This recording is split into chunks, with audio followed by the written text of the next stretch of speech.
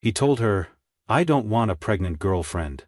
5 years later he walked into a gala, and came face to face with 3 little girls who looked exactly like him. It was late evening in Manhattan, and the city outside the glass walls of Hastings Tech headquarters pulsed with neon life. But inside the sleek minimalist office on the 34th floor, the air was still and cold. Emily stood near the window, her hands trembling slightly as she clutched a small folded piece of paper. Her breath hitched as she looked at Liam Hastings, a man who once whispered dreams into her ear, and now stared at her like she was a stranger. He was everything the magazine said: polished, powerful, devastatingly handsome, with piercing blue eyes and hair like carved sunlight. But tonight he looked distant, icy. "I'm pregnant," she said finally, her voice soft but steady, though her stomach knotted in fear. Liam didn't react at first. He leaned back in his chair, his jaw tense. His silence was louder than any shout could have been. "How far along?" he asked, after a long pause, his voice low and measured, as if he were discussing quarterly losses instead of the lives they had created. 11 weeks, she said. "It's triplets?" That word seemed to shift something in the air. He blinked once, then exhaled slowly, pressing his fingers against his temple like this was a negotiation going south. "This can't be happening," he muttered. Then louder, firmer. "Emily, I'm not ready for this. I'm not that kind of man. You know who I am." She looked at him, eyes burning. "I thought I did." He stood up abruptly and walked toward the bar in the corner of the room. Poured himself a drink. Didn't offer her one. He drank in silence for a few seconds, before turning to face her again. "I can give you money, anything you need, but I can't be part of this. I have my company, my life. This isn't part of the plan." Emily felt her heart split open, slowly and cruelly. "They're not a plan, Liam. They're people, our children." "No," he said firmly, "they're your responsibility. I never asked for this." He pulled out a checkbook and scribbled something quickly, tore out the page and placed it on the edge of his desk, not even looking at her. "This should cover whatever you need, doctors, whatever." She stared at the paper but didn't touch it. The amount didn't matter. He could have offered her $1 million and it would have been the same. What she needed, he had just torn away with one sentence. "I don't want your money," she said quietly. "I wanted your honesty, your support, your decency." "You'll be fine," he said, already turning away. "You're strong. You don't need me." Her voice cracked as she whispered, "You're right, I don't." Without another word she walked out, holding the ultrasound image against her chest like a shield. The receptionist didn't look up as she passed. The elevator ride felt like freefall. As the doors closed, Emily wiped a tear from her cheek and whispered to the 3 lives inside her, "I've got you, I promise." And even though her world had just shattered, something inside her began to glow. Fragile, but fierce. Winter came early that year in New York. The cold wind tore through Brooklyn's streets like a warning, whispering in every crack and crevice that life would not be easy.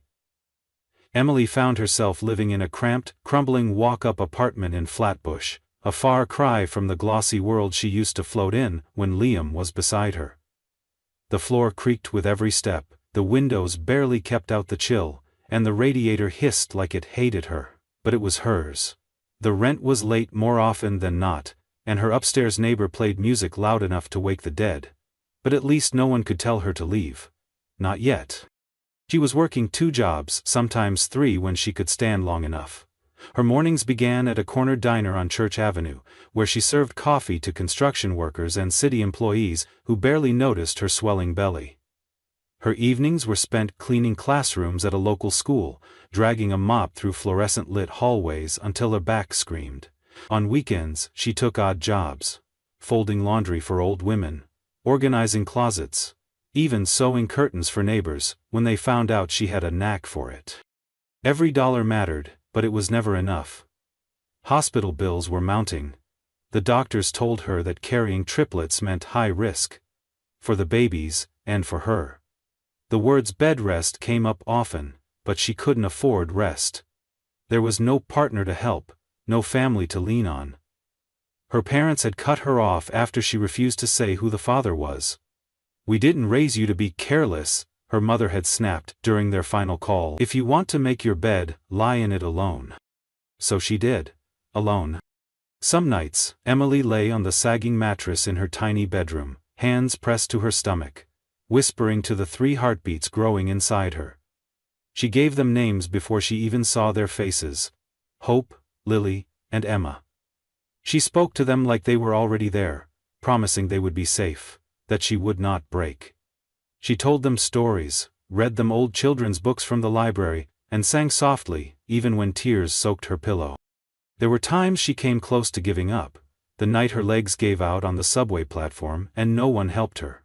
The time she fainted in the diner's restroom from exhaustion and had to pull herself up using the sink. The winter her heat got shut off for 3 days, and she huddled beneath 4 layers of blankets, praying her body could keep the babies warm. But every time she hit that wall, something invisible pushed her forward, a flutter in her belly. A tiny kick. A reminder that she wasn't alone. Her doctor warned her during the 7th month, "You need to slow down. One wrong fall and all 3 could be in danger." Emily nodded, but returned to work the next day anyway. Quitting was not an option. She wrote down her birth plan in a spiral notebook, and though it was short on details, no family, no husband, no one waiting in the hall, she clung to it like a lifeline. And then, in the early hours of a rainy Tuesday, her water broke while she was walking home from her night shift. She was soaked, limping, clutching her belly and gasping, alone on a near-empty street. A passing cab saw her and stopped. She couldn't even speak from the pain, just pointed toward her stomach. The driver rushed her to the ER, yelling for nurses as they wheeled her in. The next hours were a blur of lights, pain, and panic. But at 5:46 a.m., after a grueling emergency C-section, the room fell quiet, then filled with 3 sharp, overlapping cries. Hope came first, then Lily, then Emma. They were tiny, impossibly so, each wrapped in a pink blanket, eyes closed but faces peaceful. One nurse whispered, "Triplets, and they're strong." Emily lay still, tears rolling down her cheeks. She was weak, stitched and swollen, every part of her body aching. But in that moment, she had never felt more alive. The hospital let her hold them, only for a minute each before they were taken to the NICU. But it was enough. She had seen their faces. 3 little girls, with blue eyes like frozen lakes, and tufts of soft blonde hair. They looked like Liam. Achingly, unmistakably like him. But they were hers. They were her reason. She spent the next few weeks in recovery, barely able to walk but determined to feed and visit the babies every 3 hours. She learned how to hold 2 at once while bottle-feeding the 3rd. She learned how to read their cries, their breathing, the rhythm of their sleep. She smiled through exhaustion and kissed every forehead, whispering promises she would die to keep. Emily had no savings left, and the hospital bills were crushing. But she refused to ask for help. Every day she got stronger. Every hour, the girls gained weight. And 1 month later, all 3 were discharged together. She pushed their stroller down the street with trembling arms and a defiant heart. No father, no family, no safety net. But she had them. She had 3 reasons to fight. And a fire inside her that no one could extinguish. As they turned the corner onto her street, the sun broke through the clouds for the first time in weeks. Emily smiled up at it. It wasn't victory, yet. But it was the beginning. The first year was survival. Emily barely remembered the passing of seasons, only the rhythm of feedings, diapers and sleepless nights. Every day bled into the next, measured not by hours, but by cries and coos, by bottles and lullabies, by the weight of 3 tiny bodies depending entirely on her. Her apartment was too small, too cold in the winter, too hot in the summer, and filled with the constant noise of life. Not the peaceful kind, but the beautiful chaos of infancy times 3. But even through the exhaustion, she found moments of stillness. When all 3 girls were asleep, their chests rising and falling in unison, Emily would sit on the floor, lean her back against the crib, and allow herself to breathe. Sometimes she cried, not out of sadness, but because the love she felt for them was too big for her chest. She quickly discovered that raising 3 daughters alone was not only emotionally overwhelming but logistically a nightmare. Even going to the grocery store required planning, patience, and 3 sets of everything: diapers, formula, clothes, socks, that constantly disappeared in the wash. She learned how to carry 2 babies in slings strapped across her chest and back, with one in the stroller. She learned how to feed them simultaneously, burp them in turns, and sleep for 10-minute intervals like a soldier on watch. She had no one to lean on, no partner to pass the crying baby to at 3 a.m., no grandparents knocking with casseroles. But she had something else. An unshakable will. It was around their 2nd year that the world started to notice them. Strangers would stop her on the street to marvel at the girls. 3 little blonde-haired, blue-eyed angels who looked more like dolls than real children. They drew attention wherever they went. And not just for their looks. Hope was bold, always leading with curiosity. Lily was quiet and observant, studying everyone with her wide eyes. Emma was the heart. The one who hugged first. Who cried when someone else did. Who laughed like music. One day in the park, a woman approached Emily while the girls were playing near the sandbox. She introduced herself as a stylist for children's catalogs and asked if Emily would be open to letting the girls model for a small brand. At first Emily declined. She didn't want them exposed to anything artificial, didn't want them treated like little props. But after rent went up again and she nearly ran out of money for formula, she called the woman back. The shoot was simple. Soft lighting, pastel backdrops, tiny dresses. Emily watched carefully the entire time, never letting the girls out of sight. But they had fun. They posed like it was a game, giggling and playing with the props. The brand loved the results and asked to book them again. That one job turned into 2, then 5. The money helped, but Emily stayed cautious. She kept full control of their time and said no to anything that felt exploitative. She refused offers that wanted to separate the girls or push them into long studio hours. They would have a normal life, even if their faces started showing up in lookbooks and ads for boutique children's clothing lines. At the same time, Emily began sewing again. She had learned as a teenager from her grandmother, who used to make dresses on an old Singer machine in Michigan. At first she only made outfits for the girls, simple, beautiful things that fit them perfectly because no store ever sold 3 identical dresses that also let each girl feel unique. Other moms in the neighborhood noticed and began asking for commissions. Emily would sew at night after the girls went to bed, sometimes with Hope curled up at her feet, or Emma snoring gently on her shoulder. She sticked quietly, surrounded by soft lamplight, her hands steady, even when her heart wasn't. One day, a local photographer asked if she could use Emily's dresses in a children's shoot. Emily agreed, and the photos unexpectedly went viral. Her email inbox flooded with messages from people asking where they could buy the clothing. She didn't even have a brand name yet. She quickly made a simple website using a free builder and called the line 3 Little Lights, after her daughters, the only light that had guided her through years of darkness. Orders began coming in faster than she could fill them. She bought fabric in bulk from a supplier in Queens, and converted half the apartment into a sewing studio. The girls would play around her feet while she worked, and sometimes she'd sew with one hand while feeding Emma with the other. It was chaos, but it was hers. By the time the girls turned 4, Emily had moved into a slightly bigger apartment, still in Brooklyn but with more sunlight and a 2nd bedroom. The boutique modeling continued, but on her terms. Her clothing line had grown steadily, with influencers and parenting blogs calling her the mom who turned struggle into style. She even got interviewed for a local news segment. When the reporter asked her how she did it all on her own, Emily simply smiled and said, "I didn't do it alone. I had 3 little reasons to keep going." The girls were thriving. They were inseparable, but distinct. Emily encouraged them to develop their own identities. Different favorite colors, different stories at bedtime, different dreams. Hope wanted to be a veterinarian. Lily liked books about space. Emma wanted to sing on stage. Emily didn't know how she would afford those dreams, but she was determined to give them everything she could. Sometimes in the quiet of night, she still thought of Liam, not with bitterness, but with a hollow sort of wondering, whether he'd changed, whether he'd feel anything if he saw their faces. She never searched for him, she never tried to track him down, or show him what he had walked away from. That part of her life was closed. Or, so she thought. What she didn't know was that life was not done surprising her. That everything she had built from the ashes was about to be tested.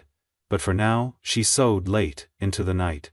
3 sleeping girls down the hall, and believed, for the first time, that maybe she was finally getting somewhere close to peace. The invitation arrived on thick ivory cardstock, the kind of paper that smelled like money. The gold lettering shimmered under the kitchen light as Emily read it over for the 3rd time. It was an invitation to the Manhattan Business Women's Gala, a prestigious annual event filled with investors, fashion icons, and elite entrepreneurs. She had never been invited to something like this before. Not even close. When she first opened it, she thought it must have been a mistake, but the note inside was addressed to her directly, complimenting the recent success of 3 Little Lights, and requesting her presence as a guest of honor among other rising stars in business. For a long time she just stood there, holding it, her heart beating in strange rhythms. She wasn't sure whether to go. There was a voice in her, quiet but sharp, that whispered she didn't belong in rooms like that. That voice sounded a lot like the old Emily, the one who had stood alone outside the hospital 5 years ago with 3 newborns and nothing but a bus pass. But the girls had changed that. Her work had changed that. She wasn't just surviving anymore. She was building something. She had employees, clients, a brand people recognized, and if she wanted to grow it further, she had to walk into the very rooms she once feared. So, she said yes. The night of the gala arrived in a flurry of chaos.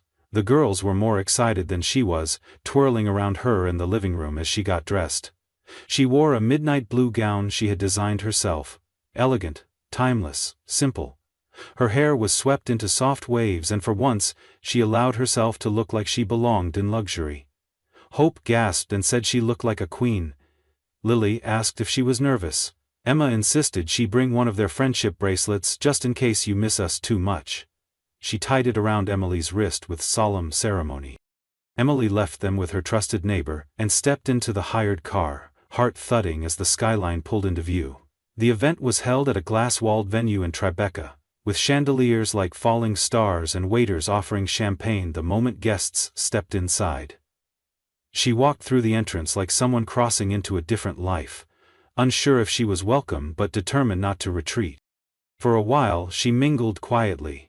People introduced themselves, asked polite questions, complimented her line, asked about her daughters, then drifted away to someone more powerful. She smiled through it all, grateful but also wary. The room was filled with people who had always lived above the clouds, and though she wore the dress of someone who belonged, she still felt the weight of the ground beneath her feet. She was standing near a marble-topped bar sipping sparkling water when she heard his voice. It came from across the room, unmistakable.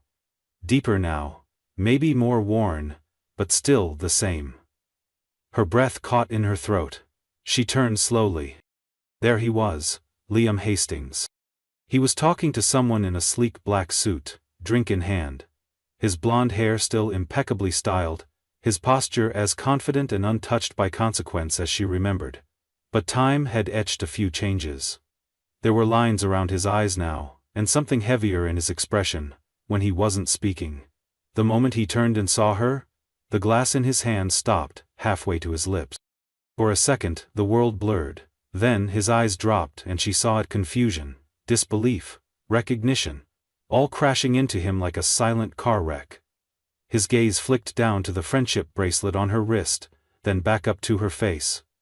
She held his stare with quiet calm. She had imagined this moment more times than she could count, and now that it was real it felt strangely controlled. She was no longer the girl begging him to see her. She didn't owe him anything. Before he could move toward her, a new sound cut through the air. Small footsteps. 3 little girls stood at the entrance, dressed in matching cream-colored dresses, their hair curled, their blue eyes bright. Emily froze. She hadn't brought them. The neighbor had been invited to the gala's family-friendly side event upstairs, a feature for women in business who were also mothers. Apparently, the girls had grown bored and insisted they come find their mother. Security must have let them in with their babysitter, recognizing Emily's name on the guest list. Liam turned and saw them. The moment his eyes landed on the girls, something inside him cracked wide open. His jaw clenched. He took an unconscious step forward. The resemblance was undeniable. It hit him like a punch. Their eyes. His eyes. The shape of their mouths, their hair, their expressions. 3 perfect mirrors of a face he saw every day in his own reflection. Hope noticed him first. She tugged at Emily's dress. "Mommy, who's that man looking at us?" Emily's throat tightened. She didn't answer right away. She reached down and gently took her daughter's hands. Liam took another step, slower this time. He wasn't smiling. His face was pale, stunned, almost haunted. He opened his mouth to speak, then closed it. His hands trembled. For the first time in the 5 years since she had seen him, he looked lost. "Emily," he finally said, his voice rough. She didn't respond. Not yet. All around them, the gala buzzed on, guests laughing, music swelling, crystal glasses clinking. But in that moment, the room narrowed down to the space between the man who had walked away from his children, and the woman who had raised them without him. Liam looked down at the girls, then up at her again. His lips parted, but whatever he meant to say caught in his throat.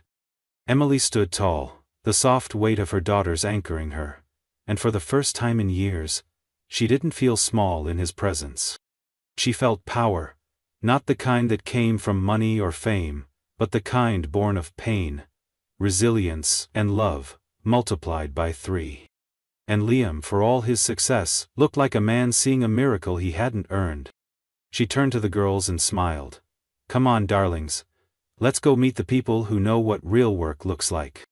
Then she walked past him without another glance, her daughters at her side, leaving him behind in a silence far louder than anything she could have said. The morning after the gala, Emily woke to a strange heaviness in the air, the kind that clung to her skin like fog. The girls were still asleep, their little bodies tangled in blankets, their faces peaceful and untouched by the storm brewing just outside their world. Emily sat in the kitchen with a cup of black coffee that had gone cold, staring at the bracelet around her wrist. The one Emma had tied on before the event. She hadn't taken it off. She knew he would find her, she could feel it. It didn't take long. By midday an email appeared in her inbox. No subject line, no introduction, just one question. "Are they mine?" She didn't answer. Not immediately. She spent the rest of the day at the shop, sewing in near silence while her assistant ran the front. The girls played in the back room with fabric scraps and buttons, unaware of how much history was breathing down their necks. Emily couldn't focus. Her hands kept slipping, her stitching uneven. She kept thinking of his face at the gala. Not arrogant, not smug, not cold, just shocked. As if someone had held up a mirror he didn't know existed. 2 days passed, another message came. "I need to see you, please. Just talk." She replied this time. One line. "Tomorrow 3 p.m., my studio, alone." When he walked in, she was already waiting, sitting on a stool beside a rack of spring dresses. She didn't rise. He stood in the doorway for a few seconds, then slowly approached, hands in his coat pockets, like he didn't know what else to do with them. He looked different in daylight, less polished, more human. There were dark circles under his eyes and he hadn't shaved. She wondered for a brief, strange second if he'd slept at all since that night. "They're yours," she said before he could speak. Her voice was flat, emotionless. "All 3. Liam let out a shaky breath and sat across from her, his movements careful, as if he were afraid of breaking the air between them. "I had no idea," he said. "Not even a suspicion. If I had—" "You did," she interrupted quietly. "I told you. I said I was pregnant. I told you I needed you." his face twisted. "I was a coward. I thought you were bluffing, that it would go away, that I could keep my life untouched. You could have asked. One phone call, one message, in 5 years." He nodded slowly, shame radiating from him like heat. "I don't have an excuse. I've tried to come up with one, but there isn't any. I was selfish, and stupid, and scared." Emily stood up then, walking to the sewing table, her back to him. "Do you know what it's like to give birth to 3 babies with no one waiting outside the delivery room?" she asked, her voice barely above a whisper. "To hold them and realize you have to become everything. Mother, father, protector, provider." "Oh, they won't make it." He said nothing. She turned around slowly. "Do you know how many nights I went without eating, because there wasn't enough for all of us? How many days I carried 2 on my chest, and pushed the 3rd in a stroller through snow, just to get to work?" Tears welled in his eyes, but he didn't let them fall. He didn't dare. "I wasn't trying to punish you," she continued. "I didn't tell the world your name. I didn't chase you down. I wasn't waiting for some grand apology. I just moved forward. Because I had to.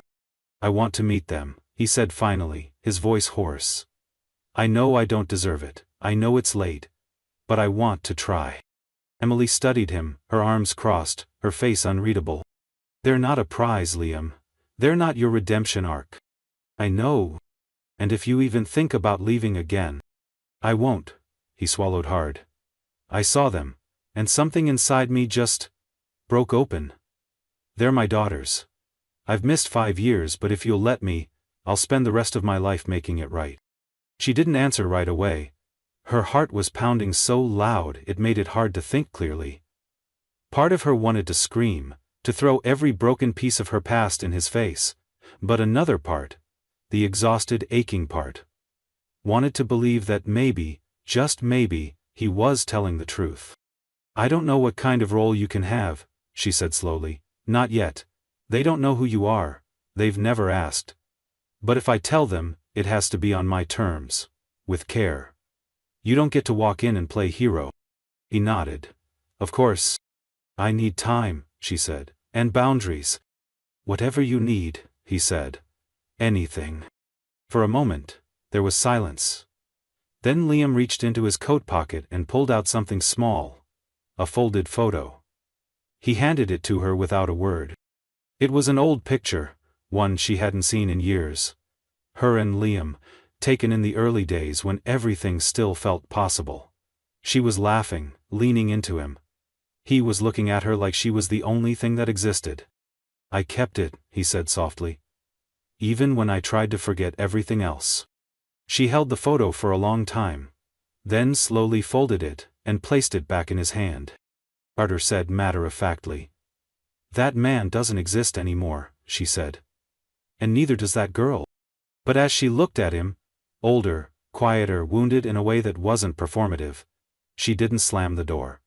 She didn't scream. She didn't ask him to leave. Instead she nodded once and said, "Come back tomorrow. We'll talk more. And maybe you can meet them." Then she walked past him and back to her sewing machine. Not because she didn't care, but because there was still work to do, and 3 little girls down the hall who needed dinner. The day of the DNA test was gray, the sky hanging low over the city like a blanket of ash. Emily didn't want to go. Every part of her body resisted the idea of walking into a sterile building just to prove something she had always known. Something her entire life had been shaped around. But she had agreed. Not for Liam. Not to justify anything. She did it for her daughters, so that in the future, if questions ever arose, there would be no ambiguity, no rewritten stories. Just the truth, printed and signed and undeniable. They met at a private clinic in Midtown, tucked between a florist and a law firm. Liam was already inside when she arrived, sitting in the waiting area with his hands clasped so tightly she could see the color drained from his knuckles. He stood when he saw her, but she didn't offer a smile. There wasn't space for politeness today. The nurse explained everything quickly and efficiently.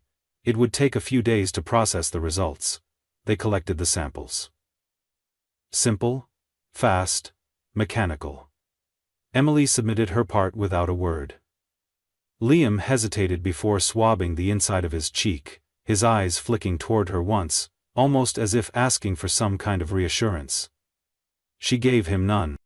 After it was done, they stepped outside into the wind, and for a moment, neither of them moved. Cars rushed past on the street, a siren wailed in the distance. Life, unaware, uncaring, moved forward. "I don't need paperwork to tell me they're mine," Liam said, finally breaking the silence. "But I understand why we had to do it. I can't believe I missed all of it.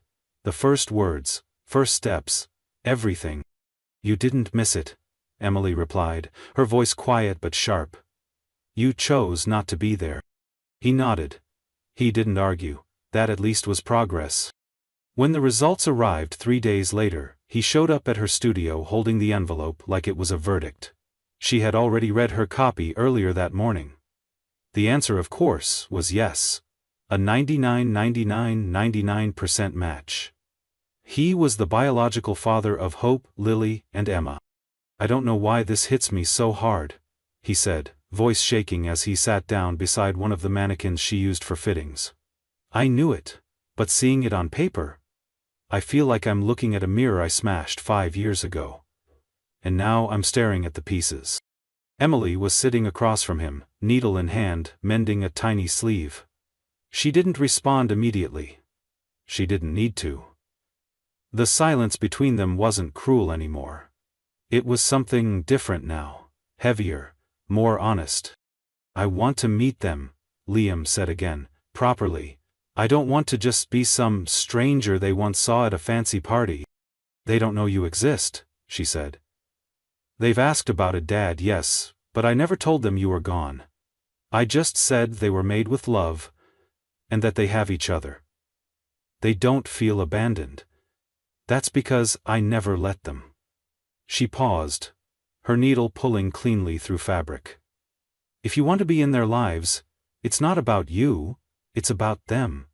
And I need to know you're ready for that." "I am," he said quickly, leaning forward. "I know I'll never get back the lost time, but I'm not here to erase your work. I'm here to add to it, if you'll let me."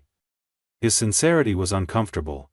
Not because she didn't want to believe him, but because some part of her did. And that scared her more than anything else. So she set ground rules. She made it clear that any relationship with the girls would start slow, as a friend of Mommy's, someone kind and safe, who would become familiar over time. No grand reveals, no pressure, and absolutely no inconsistency. If he showed up once and then vanished again, there would be no second chance. He agreed to everything, every boundary, every condition. There was no protest in him. Only quiet determination, the kind that came from realizing too late how much had been lost. The first meeting happened that weekend. Emily had arranged a quiet afternoon in Prospect Park. Not some overwhelming reunion, just a simple picnic under the trees. The girls were dressed in their favorite outfits, each with her own little backpack full of coloring books, snacks, and treasures they insisted on bringing. Liam arrived in jeans and a sweater, looking more like a teacher than a billionaire. When he saw them, he froze. His face crumbled with something Emily couldn't quite name. Awe, guilt, heartbreak, joy. He approached slowly. Emily knelt beside the girls and smiled as they looked up. "Girls," she said gently, "this is Liam, he's a friend of mine. He wanted to meet you." Hope, ever the brave one, stepped forward first. "Hi, I'm Hope. I'm the oldest, by 2 minutes. Lily followed close behind, offering a cautious wave. "I'm Lily, I like space and stars." Emma grinned and ran up without hesitation. "I'm Emma, I like hugs." Then she wrapped her arms around Liam's legs without a second thought. He knelt down, eyes glassy, and returned the hug carefully, like she might break. "It's so nice to meet all of you," he whispered. They spent hours together, drawing pictures, playing with frisbees, talking about their favorite books. Liam listened more than he spoke. He never pushed. He never tried to claim anything. He just showed up, fully, quietly, attentively. By the end of the day, Hope declared that he was cool for a grown-up. Lily let him help her with her glow-in-the-dark constellation puzzle, and Emma fell asleep with her head on his lap. Emily watched all of it from a few feet away, heart tangled in 1,000 emotions. She didn't know what would come next. She didn't know if any of it would last. But something was shifting. Something real. And for the first time in a long time, it didn't feel like she was standing on the edge of a cliff. It felt like she was building something solid, something that could last. For a while, it seemed like the storm had passed. Weeks turned into months, and the once unimaginable became normal. Liam began visiting regularly, always sticking to the boundaries Emily had laid out. He never pushed, never demanded, and never missed a scheduled meeting. At first, the girls only saw him in safe, familiar spaces. The park, the studio, their favorite diner with the animal pancakes. But, eventually, Emily allowed him into their home if only for brief visits. He would bring books, games, sometimes little crafts he swore he made himself, though Emily suspected a very expensive assistant had helped. The girls adored him. Not in an immediate, overwhelming way, but gradually, like a new tree growing among roots that had always been there. They started calling him Mr. Liam, then Uncle Liam, and finally, Emma, always the fearless one, tried out Daddy one evening as she climbed into his lap, eyes sleepy and arms wrapped around his neck. He didn't react with tears or theatrics, he just held her a little tighter, as if hearing that word had stitched something back together in him. Emily watched it happen without stopping it. She no longer felt the same need to protect every moment from him. He had shown up. He had stayed. But peace has a way of making people nervous, especially those who have lived too long inside chaos. It started with a headline. A tabloid had picked up whispers of Liam's secret children, and the photo they used was an old image of Emily at a charity event, standing next to the girls in matching dresses.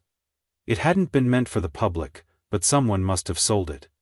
Suddenly, blogs and gossip sites lit up with speculation. Was the tech mogul hiding triplets? Was he the father? Who was the mystery woman from Brooklyn? The article went viral in hours. Emily's phone began vibrating non-stop. Calls, messages, interview requests, even threats. Her inbox filled with brands asking if the girls could pose with their father for a family-themed campaign. Others accused her of trapping him, of gold-digging, of lying, of using the girls as leverage. She kept the girls home from school for a week, and turned off all notifications. Liam showed up that night, fists clenched, his face pale with fury. He had no idea how it happened. His team was already working on it. He wanted to issue a statement, something to protect them, but Emily, calm and sharp, said no. She didn't want the girls used as shields for his reputation. They were not a PR tool. The backlash didn't end. One morning when Emily walked outside to take out the trash, she found a spray-painted message on her apartment wall. Liar. 2 days later, someone left a broken baby doll at her doorstep. The police couldn't do much. No one had seen anything. Liam came over that evening, pacing the living room as the girls played quietly in their room, oblivious to the world's ugliness. He told her to move. He said he had a private house upstate, fully staffed, fully secured, where they would all be safe. "I'm not hiding," Emily said. "I've never hidden. I raised them in the open, in the truth. You're the one who ran." "I know," he said, his voice rough. "But this time I'm not running. I'm standing still. And if I have to put a wall between them and the world, I will. I'm not asking you to give up your life. I'm asking you to let me protect the one you built." It wasn't an easy decision. Emily hated the idea of being seen as weak, of appearing to lean on him. But after the third time someone tried to take photos of the girls at the playground, after Emma came home crying because a stranger had asked her if her daddy was famous, she agreed. They moved in the middle of the night. Liam arranged everything with precision and silence. 2 black SUVs, a trusted driver, and a small moving crew that packed their lives into boxes under moonlight. The house was a modern fortress surrounded by trees, far from curious eyes.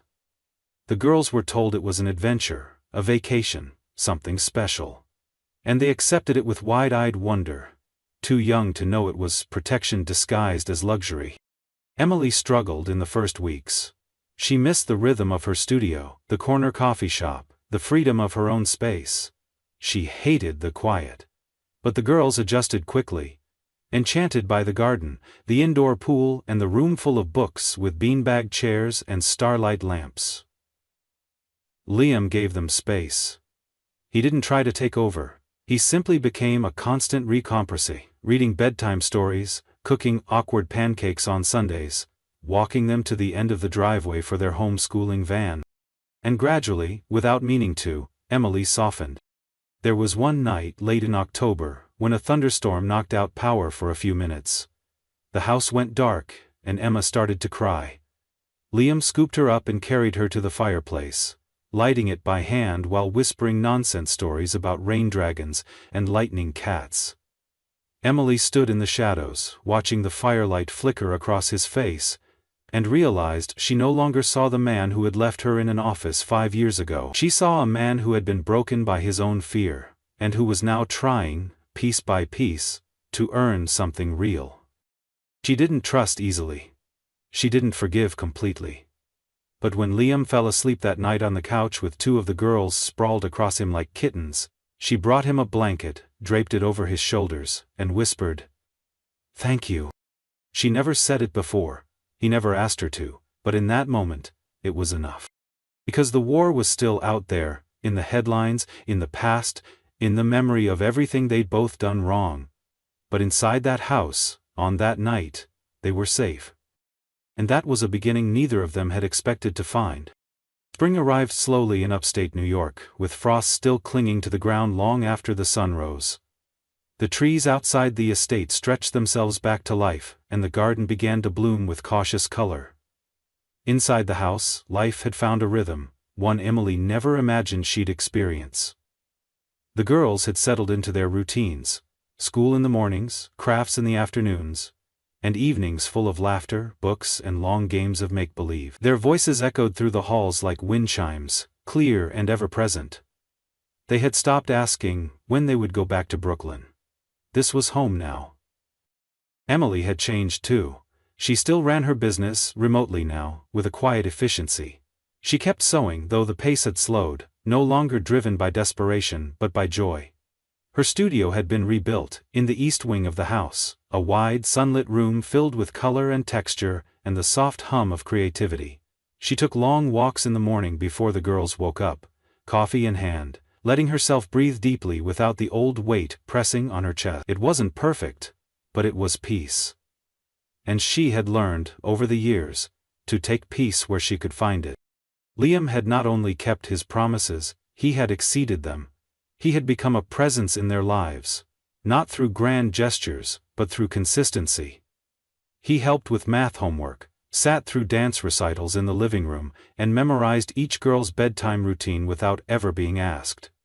He knew Hope hated raisins, that Lily needed the nightlight on even if she pretended she didn't, and that Emma couldn't fall asleep unless someone told her a story about the moon. He listened more than he spoke. He showed up even on the days when work pulled at him. And slowly, the girls stopped seeing him as a visitor, and started seeing him as part of them. It had been nearly a year since the night they left Brooklyn, when Liam asked Emily to marry him. It wasn't dramatic, there was no flash mob or ring hidden in dessert. It happened on a rainy Tuesday afternoon while they were folding laundry. The girls were playing in the other room, giggling over some game only they understood. Liam was holding one of Emma's shirts, soft and pink, when he looked at Emily and said, "I know this isn't the way people normally ask, but I love you. I love them. And I want this. Every day. I want to build a life with you, not just around them but because of them. Will you marry me?" She stared at him, caught completely off guard. Marriage had never felt like an option, not after everything. It had seemed like a fantasy other people were allowed to reach for. But looking at him now, the man who had once turned away from everything, she saw someone who had rebuilt himself piece by piece. She didn't answer right away. She needed to feel the answer in her bones. That night, after the girls were asleep and the house was still, she sat by the window and thought about every version of herself she had been. The 19-year-old girl, crying in a bathroom stall. The mother, holding 3 newborns alone in a hospital bed. The woman sewing clothes by candlelight. The fighter who stood in front of a man who had broken her and dared him to face what he left behind. They were all still inside her, but now so was the woman who had survived it all. Who had built a life from ash and thread and love. The next morning, she said yes. The wedding was small. No headlines. No press. Just family. The kind that was chosen, not inherited. The ceremony took place in the garden, under a canopy of blooming white blossoms, with birdsong and laughter filling the air. The girls wore dresses they had helped Emily design, each one unique but cut from the same fabric. Hope walked ahead with a bouquet nearly as big as her. Lily handed out handmade paper stars to each guest. Emma was the flower girl and refused to walk. She ran down the aisle, laughing, arms full of petals. Liam waited for her at the end of the path, his suit perfectly tailored, his face soft and full of wonder. When Emily appeared, in a gown made of silk and stitched by her own hands, the entire crowd stood, but Liam didn't notice anyone else. He looked at her the way a man looks at something he's never believed he was worthy of. Something he's willing to spend the rest of his life earning. They didn't say traditional vows, instead they spoke from the heart. Emily promised to never forget what it had taken to get here. To never stop protecting the love they'd built from scratch. Liam promised not to fix the past but to honor it. To walk beside her, and the girls, every step forward. No matter how difficult or imperfect. After the ceremony, the girls ran barefoot across the lawn, shrieking with joy. Music played, not a playlist but live. A string quartet tucked under the oak tree, performing soft, warm melodies as evening fell. They danced until the stars came out, and even after. Later that night, when the house had gone quiet again, Emily lay beside Liam in the bed they now shared. The windows were open, letting in the scent of blooming jasmine. The bracelet Emma had made her, now worn and faded, still wrapped around her wrist. She hadn't taken it off, not even for the wedding. She whispered into the dark, "Do you ever wonder how different it would have been if you had stayed, back then?" He was quiet for a long time before answering. "Every day. But then I remember. If I hadn't left, I might not have become the man I needed to be, to deserve this now." She turned toward him, her voice steady. "You still have to earn it, every day." "I know," he said. "And I will." Outside, the wind rustled the trees, and somewhere in the hallway, one of the girls mumbled in her sleep. Emily smiled, reached for Liam's hand, and closed her eyes. For the first time in years, there were no alarms in her chest, no claws of doubt gripping her spine, no fear waiting in the wings.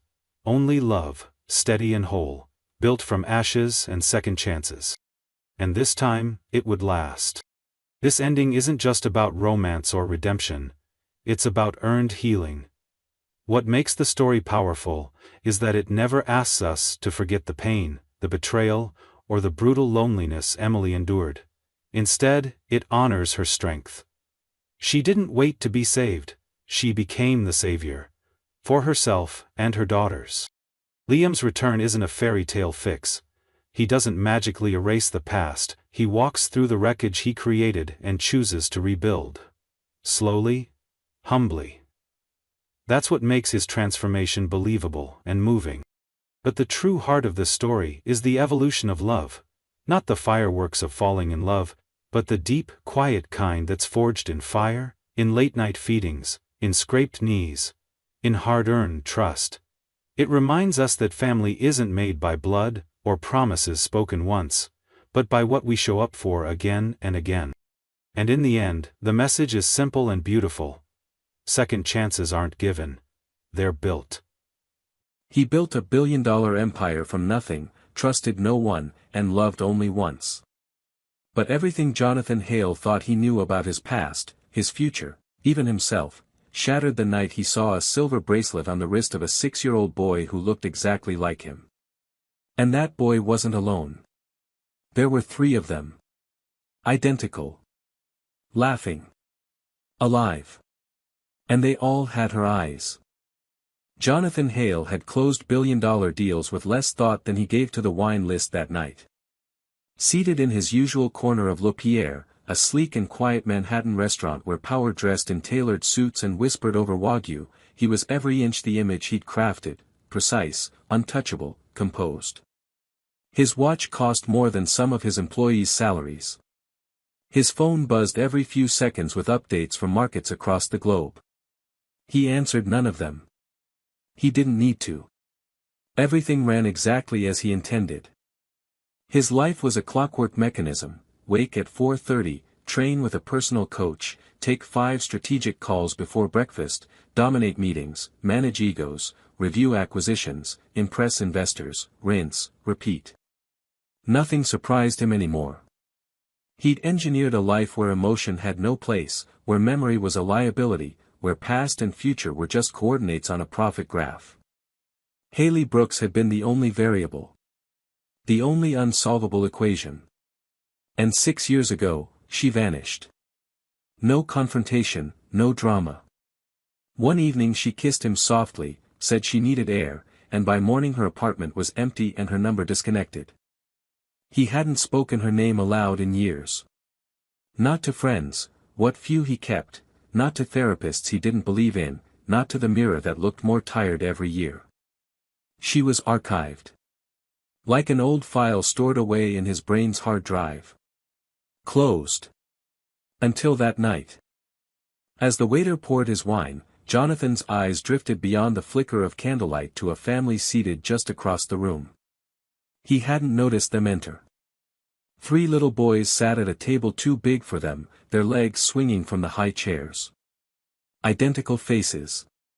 Same messy dark hair, same mischievous grin, the same storm-colored eyes, a color Jonathan recognized with a strange, bone-deep certainty. His own eyes. His own childhood smile. They looked to be around 6. He blinked. Once. Twice. Tried to dismiss it as a trick of lighting or his imagination finally rebelling against a too predictable life. But then one of the boys reached for his soda, and Jonathan saw it, the bracelet. A thin, silver band around the child's small wrist. It was simple, almost unremarkable, but he knew it instantly. The inside of the band was engraved. He didn't need to see it to recall what it said. To my love, forever. He'd given that bracelet to Haley the last night he saw her. It was his first and only sentimental gift. She'd laughed when he gave it to her, said it was too poetic for a man who lived by numbers and ledgers. But she wore it. Every day. Until she disappeared. The waiter asked if he was ready to order, but Jonathan didn't hear him. His gaze was fixed, breath caught somewhere between shock and something deeper, something jagged and unfamiliar. He stood up slowly, leaving the untouched wine and the empty chair behind. He didn't know what he was doing, only that he had to get closer. The air around him felt warped, charged, like time had folded in on itself. He crossed the room as though walking through water. He didn't care how it looked. He wasn't thinking of his image or the eyes that followed him. All he could see were 3 boys who shared his face. And one bracelet that should have been lost to the past.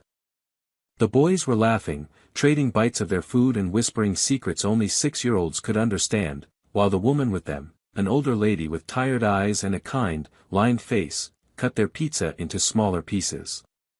She moved with the quiet attentiveness of someone who had done this 1,000 times. There was no sign of a mother, no other adult in sight. Jonathan stood a few feet away, frozen. Logic told him to turn back, to let it go, to chalk it up to coincidence, but his instincts refused to obey. He couldn't take his eyes off the bracelet, or off the boys who looked too much like him for this to be chance. After a moment, the older woman noticed him staring. She straightened slightly, protective, unsure.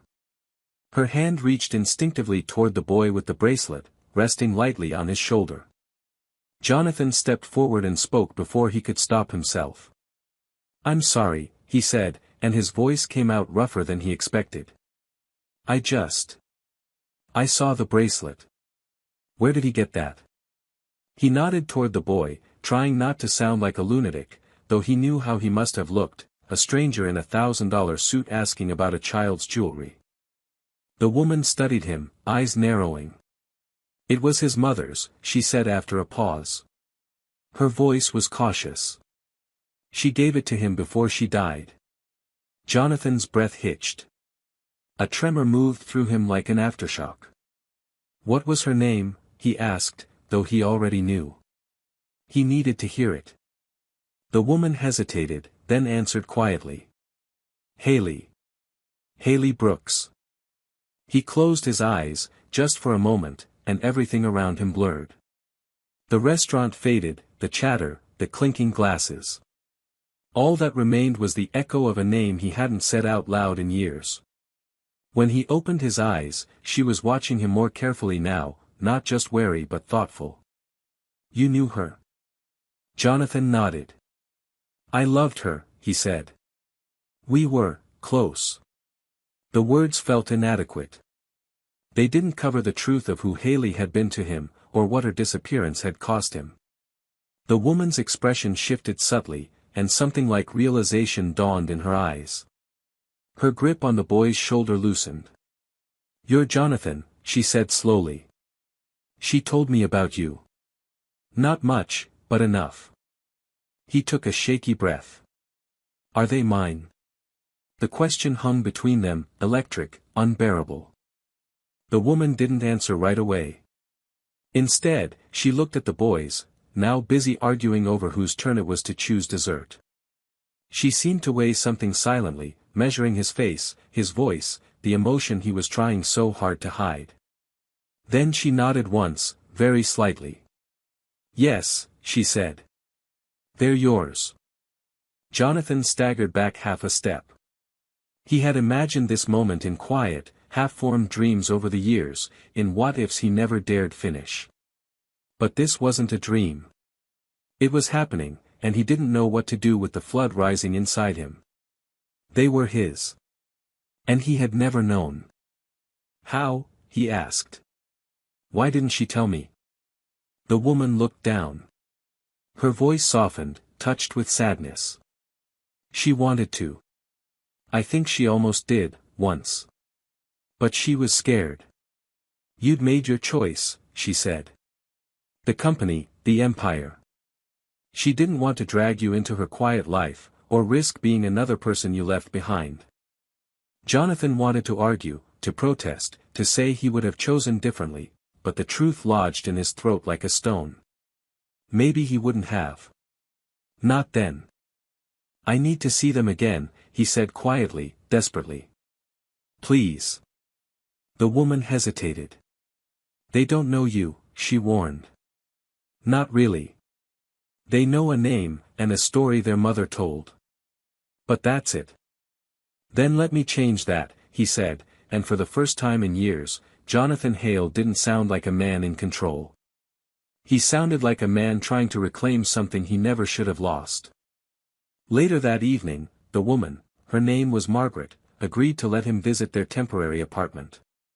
She didn't trust him fully, not yet, but something in his voice must have convinced her he wasn't lying, or maybe it was the unmistakable way the boys had looked at him with subtle confusion, as if something inside them already knew. The building was modest, tucked into a quiet street in Queens. It was the kind of place Haley might have chosen, unassuming, peaceful, real. Jonathan had never set foot in a neighborhood like this. Not since college, and even then only briefly. He felt out of place in his tailored coat and polished shoes, a monument of corporate power standing awkwardly in a world built on simplicity. The apartment was small but clean. The boys had already gone to bed by the time they arrived, though Margaret let him peek into their room. 3 little beds lined up side by side, each with their own chaos, a toy dinosaur with a missing leg, a superhero blanket hanging halfway to the floor, a nightlight shaped like the moon. Jonathan stood in the doorway, watching the soft rise and fall of their breathing, trying to make sense of the weight in his chest. He couldn't remember the last time he had stood so still for so long. Margaret motioned for him to follow her into the living room. She brought out a box from the closet, weathered, taped on the sides, clearly opened and resealed many times.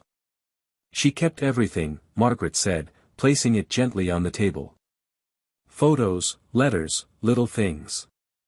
She didn't want them to forget. And she didn't want you erased, even if you weren't there. Jonathan sat slowly, his fingers brushing over the edges of the box like it might vanish if he moved too quickly. Inside were pieces of a life he never knew he had. Photographs, dozens of them, Haley in a sundress, laughing in a sunlit park, holding a baby who looked just like him.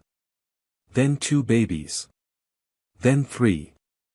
Their first birthdays, Halloween costumes, crayon drawings signed with names he had never spoken aloud.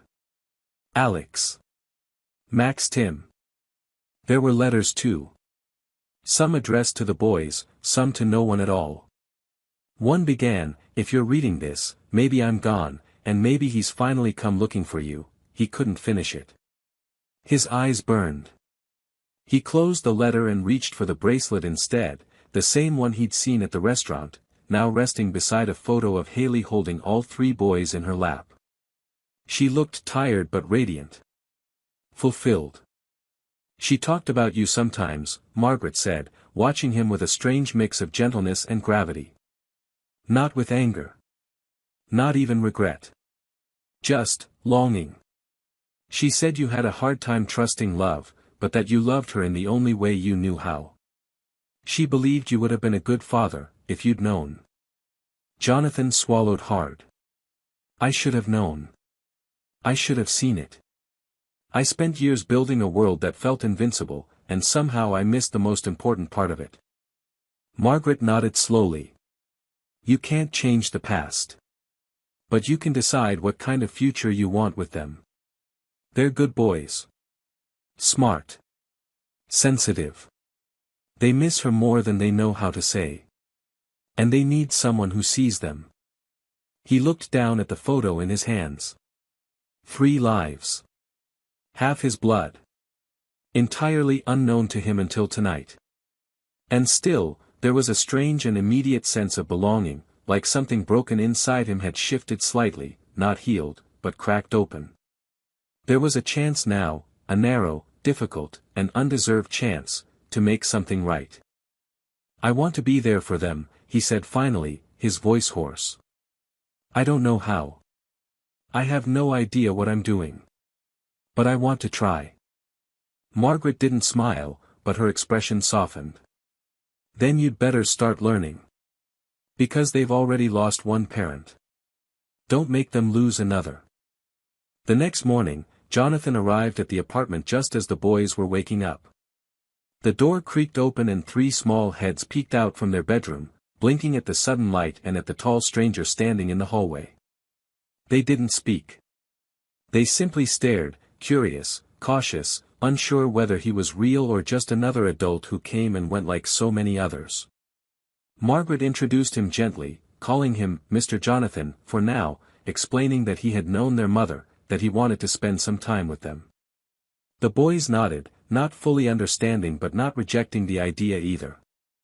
Children had an uncanny way of sensing hidden truths, and though they couldn't articulate it, something about the man felt familiar, his eyes, maybe, or the way his voice dropped just slightly when he said Haley's name. They sat in the kitchen eating cereal, 3 spoons clinking in unison, while Jonathan stood near the counter, his posture too formal for such an ordinary room. He didn't know how to enter their world. They talked to each other in half-sentences and shared jokes he didn't understand. Every now and then one of them would glance at him quickly, then look away. It was Alex, the oldest by 5 minutes, according to Margaret, who finally broke the silence. "Did you know our mom when she was alive?" he asked without looking up from his bowl. Jonathan's heart stuttered. "Yes," he said softly. "I knew her a long time ago. She was very important to me." Alex nodded like he was filing the answer away for later. Max and Tim didn't say much, but Tim slid his empty bowl toward Jonathan wordlessly, waiting to see what he'd do. Jonathan took it, unsure whether this was a test or just a habit, and rinsed it out in the sink. Tim seemed satisfied and wandered back to the living room with a toy car in hand. Later, they went to the park together. The sun had broken through a cloudy sky, casting a soft glow over the wet pavement and rustling trees. The boys ran ahead while Jonathan stayed close behind with Margaret, who watched them like a hawk even while giving them space to roam. He tried not to be obvious about how intently he observed them, how they moved, how they laughed, how they called out to each other with such effortless connection. Each one was so clearly his and yet so wildly individual. Alex was quiet but always watching. Max had energy that buzzed in every limb, constantly in motion. Tim was softer, prone to daydreaming, happiest when he could sit and build things out of sticks and stones. Jonathan felt like a visitor in a country he used to belong to but had long since forgotten how to speak the language. He tried joining their game on the swings but struggled to keep up. They didn't mock him, just giggled and ran ahead again. Still, they didn't push him away. That was something. That evening, when he returned home to his empty penthouse, the silence was unbearable. The rooms were pristine, untouched, filled with glass and chrome and everything expensive, yet it all felt artificial. He stood in his designer kitchen with the lights off and thought about the sound of 3 bowls clinking together, the weight of Tim's small bowl in his hand, the way Alex's question had hung in the air like a challenge. Unable to sleep, he called his assistant and instructed her to clear his schedule indefinitely. Meetings, board reviews, travel, everything. He didn't tell her why, just that it was urgent and personal. She didn't ask questions. No one ever did. The next day, he went back to Queens. And the day after that. And the day after that.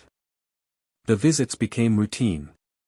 He would show up in the morning, walk them to school with Margaret, pick them up in the afternoon, try to help with homework even when he didn't understand what kind of math 6-year-olds were doing these days.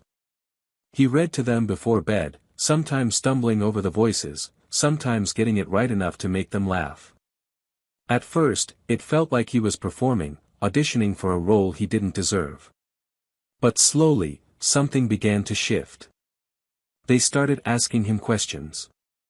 They let him sit closer. Max invited him into his blanket fort. Tim drew a picture of the 4 of them and handed it to him without a word. Alex still didn't say much, but one night, as Jonathan was tucking them in, he looked up and asked, "Why didn't you come before?" Jonathan didn't lie. He didn't pretend. He just knelt beside the bed and answered with the truth, even though it burned. "Because I didn't know you existed. And because I wasn't ready to be the kind of person your mom deserved. But I'm here now. And I'm not going anywhere." Alex looked at him for a long moment, then nodded slowly and pulled the blanket up over his head.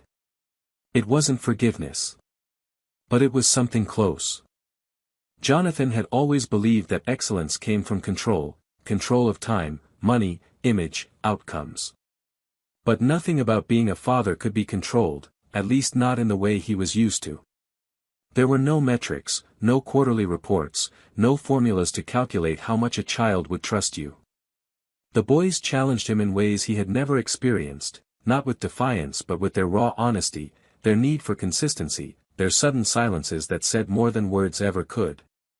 He had stepped into their lives quietly, uncertainly, and now found himself caught between who he had been and who he was desperately trying to become. He moved into a modest apartment 3 blocks from Margaret's, determined to be nearby without overwhelming them. Every morning, he showed up with breakfast, sometimes a little too fancy, like croissants from a French bakery they didn't care about, but he was learning. Pancakes worked better. Cereal with the marshmallows they liked. Juice boxes instead of pressed juice. He was learning to speak their language, not just through words but through gestures, through being present. Helping with homework turned into an exercise in humility. Tim liked drawing animals with human names and wanted Jonathan to sit beside him and invent stories. Max needed someone to listen to his theories about space and dinosaurs and how they might be connected. Alex, guarded as ever, asked questions that felt more like emotional puzzles. Why did Mom always wear that old sweater when she was sad? Did you ever make her laugh? And Jonathan answered every one with as much truth as he could offer, even when it made him ache. He read parenting books late at night, watched old videos of Haley that Margaret eventually shared, tried to mimic the gentle firmness she had in her voice, the way she crouched to their eye level, the way she laughed freely, without fear of being misunderstood. He had missed the years where they took their first steps, said their first words, lost their first teeth, but he refused to miss anything more. Not if he could help it. One Saturday, he brought them to the Natural History Museum. It was chaos. Max sprinted from exhibit to exhibit, dragging Jonathan behind him while explaining the difference between meteors and asteroids. Tim was fascinated by the giant whale but scared of the dinosaur bones, and Alex refused to take a photo with them, though he held Jonathan's hand longer than usual as they walked through the halls. They ended the day with ice cream on the steps outside, their faces sticky and tired, and Jonathan realized he was smiling without even trying. It wasn't a perfect moment, but it was real. And that was something he hadn't felt in years. There were still hard days. Times when the boys asked about Haley and their faces folded into expressions too heavy for their age. Times when Jonathan said the wrong thing or forgot how fragile their trust still was. Once, during a small argument over bedtime, Alex shouted, "You're not Mom. You don't get to decide," and slammed the door so hard the walls shook. Jonathan had stood on the other side, heart pounding, unsure whether to knock or walk away. In the end, he slid a note under the door, "You're right. I'm not. But I'm trying to learn. I love you. Good night." The door didn't open, but the next morning, Alex handed him the note back with the words, "Okay," written in crooked letters at the bottom. They began calling him Dad without fanfare. One day Tim said it accidentally and didn't correct himself. Max said it next, louder, to test how it felt. Alex waited a few weeks, then used it softly while asking for help with a project. Jonathan didn't comment on it. He didn't need to. The word settled between them like a small, living thing, delicate, but growing. Every night before bed, they asked for a story. Jonathan didn't know many, so he started telling them stories about their mother, the way she used to dance in the kitchen while burning toast, how she once got lost in Central Park for an hour because she refused to ask for directions, how she cried the first time she saw snow after moving to New York. He spoke of her with reverence, not because she was gone, but because her presence was still so real in everything they did. And in those stories, the boys learned not just about her, but about him. Jonathan was no longer the man who ruled boardrooms with silence and fear. He was someone who sat cross-legged on the floor building Lego towers at 7 a.m., someone who knew each boy's favorite snack and which nightlight needed new batteries, someone who held their drawings like they were stock certificates. He hadn't earned their love with grand gestures or promises. He was earning it, slowly, by being there. And for the first time in his life, he understood what it meant to build something that truly mattered. It had been nearly 4 months since Jonathan first saw the boys in that restaurant, and while nothing about his journey into fatherhood had been easy, it had started to feel like his life had finally found a rhythm, imperfect, exhausting, beautiful. The boys no longer looked at him with hesitation. They called him Dad now, sometimes in moments so casual it made his chest tighten with quiet joy. Margaret had become more than a guide, she was a lifeline, a bridge to Haley's memory and the steady ground beneath the children's lives. Things weren't perfect, but for the first time in years, Jonathan believed they were moving in the right direction. Then Jack showed up. Jonathan first heard the name in a conversation with Margaret one evening as they were folding laundry in her kitchen. She said it carefully, like she was holding something sharp in her mouth. "Haley's brother. Jack. I haven't seen him in years, but he called me today. He said he heard rumors, about you, about the boys. I think someone told him there might be money involved now." Jonathan had gone still. He remembered Jack only vaguely, from years ago, loud, impulsive, always looking for the easy way out. Haley rarely spoke of him, and when she did, it was with a tone somewhere between regret and fear. "He's not stable," Margaret said quietly. "But he's family. And that matters in court." A week later, Jack filed for custody. The news hit Jonathan like a punch to the chest. The idea of someone else claiming the right to raise his sons, especially someone who hadn't shown up for a single moment of their lives, was enraging, but also terrifying. And Jack didn't just want custody. He wanted headlines. He showed up to court in a cheap suit, flanked by a lawyer who was far too polished for someone without a job. He gave interviews to local news outlets claiming Jonathan had stolen his nephews, manipulating the system with his wealth, painting himself as a grieving uncle who just wanted to honor his sister's memory. The story exploded. It didn't matter that Jack had no history with the boys, or that he had been in and out of rehab for most of the past decade. The media loved the scandal. Billionaire CEO hides secret children, fights shady uncle for custody. Overnight, Jonathan's name was dragged through every gossip blog and cable news channel. Hailtech's board panicked. Shareholders were furious. Sponsors began to pull out of deals. The company's value plummeted, and with it, Jonathan's influence. He was summoned to an emergency board meeting. The tone was cold, clinical, impersonal. They expressed concern about his public distractions and instability. They didn't ask about the boys. They didn't ask how he was doing.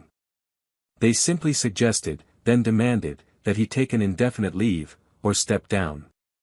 He chose neither. Instead, he walked out, his resignation letter emailed that night with a single sentence: "I have more important things to fight for." The legal battle dragged on. Court hearings were tense and filled with pointed questions. Jonathan's past, his workaholism, his emotional detachment, his reputation as a ruthless businessman, was brought up repeatedly. Jack sat in the courtroom like he was auditioning for a movie, nodding solemnly, wearing a cross he hadn't worn before, spinning stories about promises he'd made to Haley that no one could verify. Jonathan, by contrast, didn't try to be perfect. He told the truth. That he hadn't known about the boys. That he had made mistakes. That he was still learning. What turned the tide wasn't evidence or strategy. It was the testimony of the boys. One by one, they were brought in, carefully, gently, with therapists present. Max talked about their Saturday trips to the park and how Jonathan always carried extra snacks in his coat pocket. Tim brought a drawing he'd made of their family, with Jonathan standing in the middle, holding all their hands. But it was Alex who delivered the quiet blow that broke through the courtroom noise. When asked who he wanted to live with, he answered simply, "With my dad." He listens. He tries. He's not trying to be mom. He's just being him. Jonathan didn't cry. Not in court. But later, alone in the hallway outside, he did. The judge took several days to deliberate. Margaret stayed by his side, a steady presence, while the boys kept asking if they could go home, unaware of how close they were to having their world upended. Then, finally, the ruling came. Custody would remain with Jonathan, with oversight from family services for a year. Jack's petition was denied. There was no appeal. The courtroom cleared, but Jonathan stayed in his seat for a long time, the weight of the fight still pressing down on him. He had lost his company, his fortune, the identity he had worn like armor for years. But when he returned home that night and opened the front door to find 3 small bodies launching into his arms, all talking at once about school, about cartoons, about what was for dinner, he realized he hadn't lost everything. He had finally found something worth losing everything for. The weeks that followed the court ruling were a strange mixture of relief and aftermath. On paper, Jonathan had won. The boys were his, legally, completely. There would be check-ins from child services, yes, but that didn't scare him. What scared him, more than anything, was the quiet that settled after the chaos. It was the silence left by a career that no longer existed, the absence of headlines, the echo of an identity he had built and then left behind. For most of his adult life, he had been Jonathan Hale, CEO, a name that opened doors and made people stand straighter when he entered a room. Now, he was just Dad, and though it was the name he'd learned to love the most, it came with a weight he wasn't always sure he could carry. He sold the penthouse.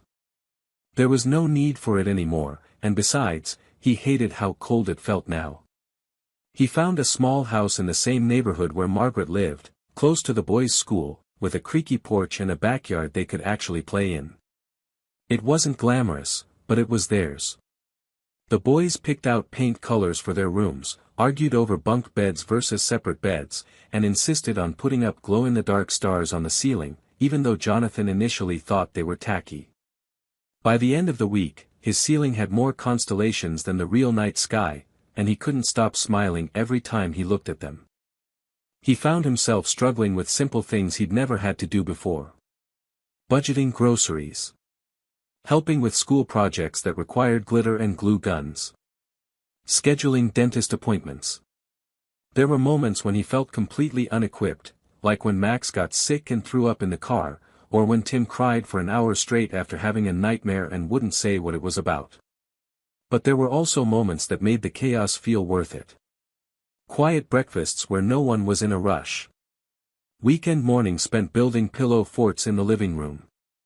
The sound of 3 voices yelling, "Dad," when he walked in the door after picking up dinner. Still, the shadow of everything he had left behind followed him in ways he hadn't expected. People whispered. Former colleagues avoided him in public.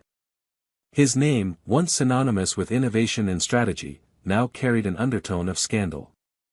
Some news outlets called him reckless, others called him brave. He stopped caring what they called him altogether.